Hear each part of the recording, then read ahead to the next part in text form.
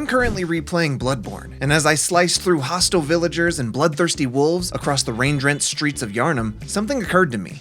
You can't jump in this game. With the exception of Elden Ring and Sekiro, you can't jump in any FromSoft game from the past decade or so. The combat encounters in the Dark Souls trilogy or Bloodborne are built around incredibly specific attack animation, so much so that the ability to jump could make things much easier, way harder, or just mess up exactly how you're able to navigate their individual worlds.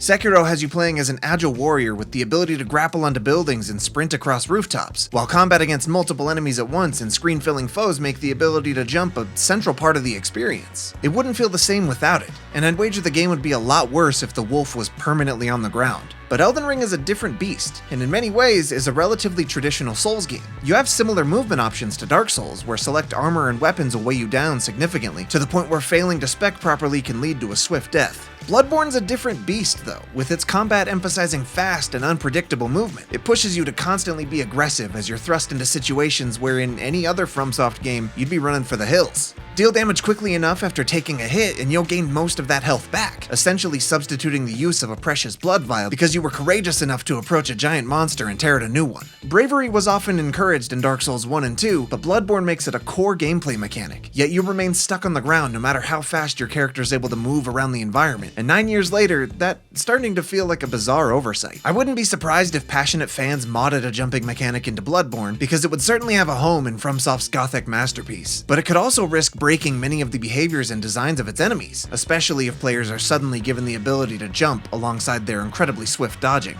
It made me think about what Dark Souls or Bloodborne would have to be like if jumping was there from the beginning. And no, I don't mean the awkward hop made possible by holding one of the face buttons and sprinting at the exact right time. That's no jump, it's basically a glorified skip that frequently sends me to my ill-advised doom. I'm talking about a regular jump you'd see in a traditional platformer or action-adventure game, like Uncharted, where a single press of the face button sends you flying into the air. It can be used to navigate the environment, dodge enemy attacks, or explore in ways that maybe weren't always intended. Combining this with the addition of a mount like Torrent, and Elden Ring gives you an open world that takes into account verticality more than most in recent memory, and it's consistently wonderful. This carries over into the Shadow of the Erdtree DLC, where a lot of verticality is explored too. The first time I played Elden Ring, it was kind of embarrassing how such a simple thing uprooted my entire thought process surrounding Soulsborne games. I can now jump free from enemy attacks and use my newfound agility to get the drop on them naturally. Jumping attacks are now a regular part of my arsenal as I tear through the bosses, especially in the DLC. It made all dungeon designs and the open world topography far more inspiring too, no longer restricted to wide open plains or winding labyrinths where getting around on foot was essential. Elden Ring allows you to pursue countless different playstyles, and jumping can play as big a part in them as you want. It's just a jump button, but it's also a willingness on FromSoft's part to uproot a core part of its gameplay loop, and for them to show how willing they are to alter how we approach everything this game has to offer in comparison. During a boss battle in Shadow of the Erdtree, the final sequence of the fight saw them execute an attack which sent shockwaves across the ground, but it took me multiple attempts to realize, like a fool,